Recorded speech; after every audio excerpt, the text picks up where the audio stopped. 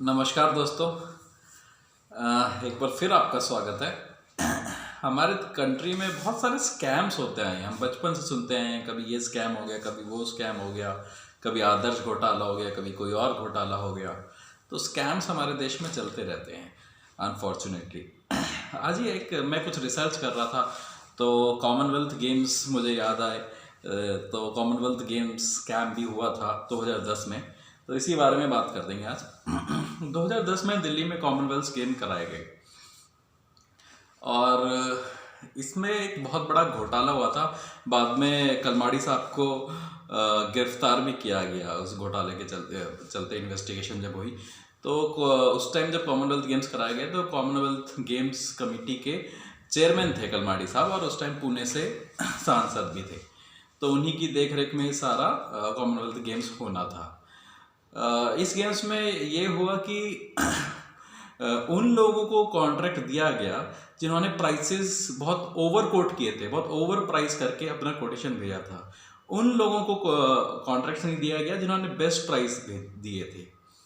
तो और उन लोगों को जिन्होंने बेस्ट प्राइस दिए थे उनके ऑफर को रिजेक्ट कर दिया गया, और कुछ बेवजह के एक्सप्लेनेशन देकर।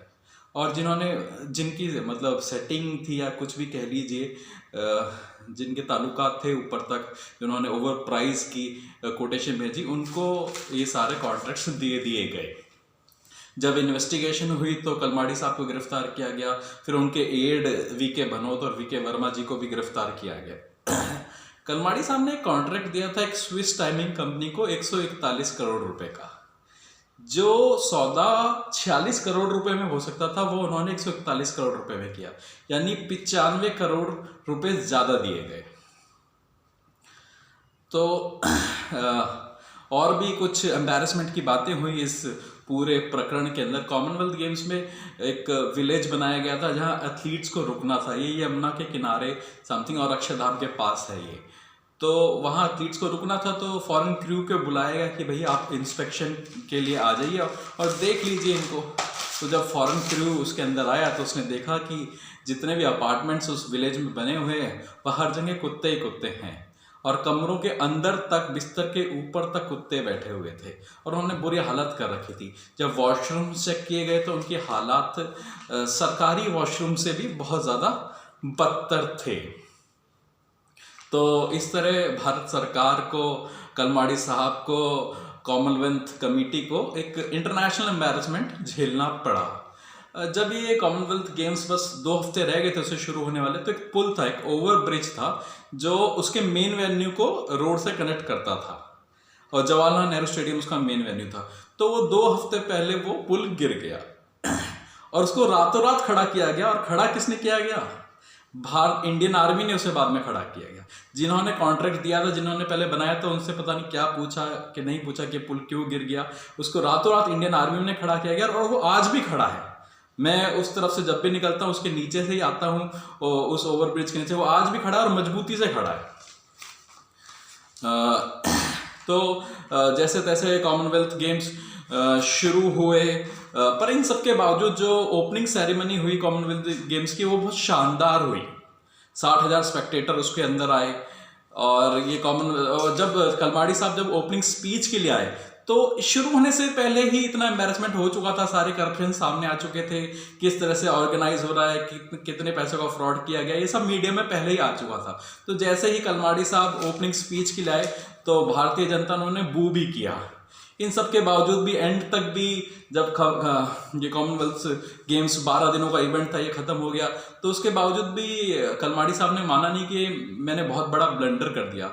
जब गेम्स खत्म हो गए तो जो कांग्रेस पार्टी है उसने कलमाड़ी साहब को पार्टी से निकाल दिया गेम्स खत्म होने के 6 महीने बाद।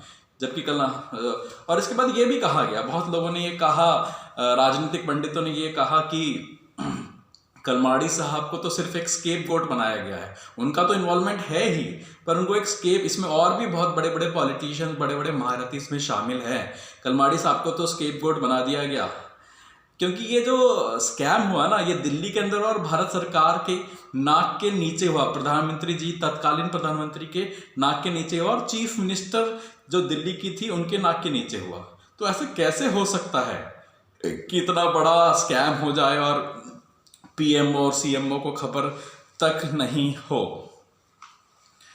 तो उसके बाद और जो ये मिलियंस ऑफ डॉलर्स इस 12 दिन के इवेंट पे खर्च किए गए, उस टाइम भारत की स्थिति नहीं थी कि हम इतना ज़्यादा पैसा एक 12 दिन के स्पोर्टिंग इवेंट पे खर्च करें, क्योंकि भारत के हालात ख़राब थे, सोशियो रिफॉर्म्स की ज़रूरत थी, गरीबी बहुत थी। तो इस बात को लेके तो चिंता इंडस्ट्रियलिस्ट अजीज प्रेम जी ने भी तब दिखाई थी, और उन्होंने कहा था जब भारत का 3 में से 1 आदमी गरीबी रेखा के नीचे रहता है, तो हम स्पोर्टिंग इवेंट के लिए इतने millions and billions of dollar कैसे खर्च कर सकते हैं। ये पैसा हमें इंफ्रास्ट्रक्चर, एजुकेशन और इन सब पे लगाना चाहिए। उन्होंने एक वर्ड यूज किया था, ड्रेन ऑन पब्लिक फंड्स। ये जो पूरा पैसा खर्च किया गया, बर्बाद किया गया, उसके लिए ड्रेन ऑन पब्लिक फंड्स का यूज किया गया। मणिशंकर अय्यर जब मिनिस्टर भी थे, शायद youth affairs minister, I guess youth affairs minister थे, तो उन्होंने भी पहले ही अपनी सरकार के खिलाफ बोल दिया था कि हमें ये इवेंट नहीं करना चाहिए, इससे बहुत नुकसान होगा, पहले ही बोल दिया था उन्होंने। और पर वही हुआ जो उन्होंने कहा। भारत को शर्मसार, बहुत सारा पैसा इसमें इन्वॉल्व था जो वेस्ट किया गया, उससे किसी का फायदा नहीं हुआ, वेस्ट किया गया, करप्शन किया गया। तो उस टाइम मणिशंकर अय्यर ने इवेंट से पहले ही बोल दिया था कि हमारी जब हालात ठीक नहीं है, हमें सोशियो रिफॉर्म्स की ज़रूरत है, हमारे देश में इतनी गरीबी है, तो हमें ये 12 दिन का इवेंट नहीं कराना चाहिए, स्पोर्टिंग इवेंट नहीं कराना चाहिए। और जब ये इवेंट हुआ, ये एक फ्लॉप शो रहा। इसमें जो सेल्स ऑफ टिकट सेल्स थी बहुत कम थी। जबरदस्ती लोगों को, वॉलंटियर्स को मैच, अपने ही एम्प्लॉयज़ को मैच दिखाना पड़ रहा था, क्योंकि बाहर से जब बंदा आता है कोई गेम खेलने, तो उसको भी लगना चाहिए ना कि कुछ तो स्पेक्टेटर हैं, तो स्पेक्टेटर्स ही नहीं थे, तो जबरदस्ती वॉलंटियर्स को ही मैच दिखाना पड़ रहा था। इस पूरे इवेंट के अंदर लेबर लॉ का भी बहुत वायलेशन हुआ।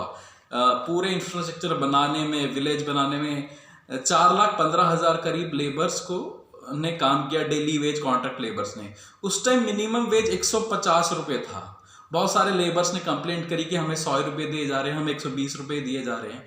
तो लेबर लॉ का भी जम के वायलेशन हुआ।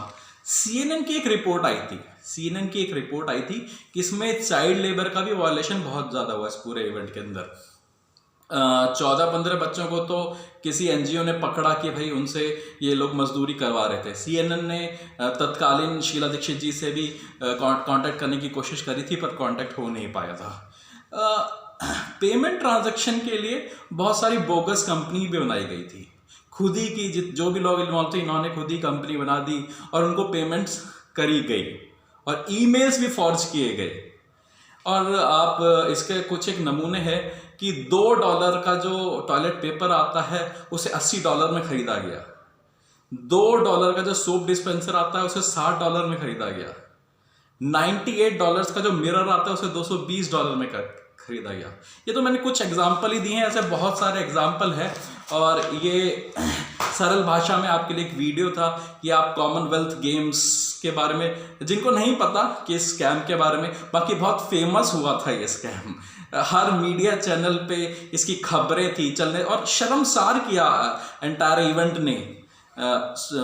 तो बाकी बाहर भी मतलब गेम शुरू होने से पहले, जब गेम बीच में हुई, उसके बाद भी भारत सरकार शर्मसार ही हुई इस इवेंट्स को लेकर। और एक भुलाने वाला एपिसोड है कि हमने कभी कॉमनवेल्थ गेम करवाए थे दिल्ली में।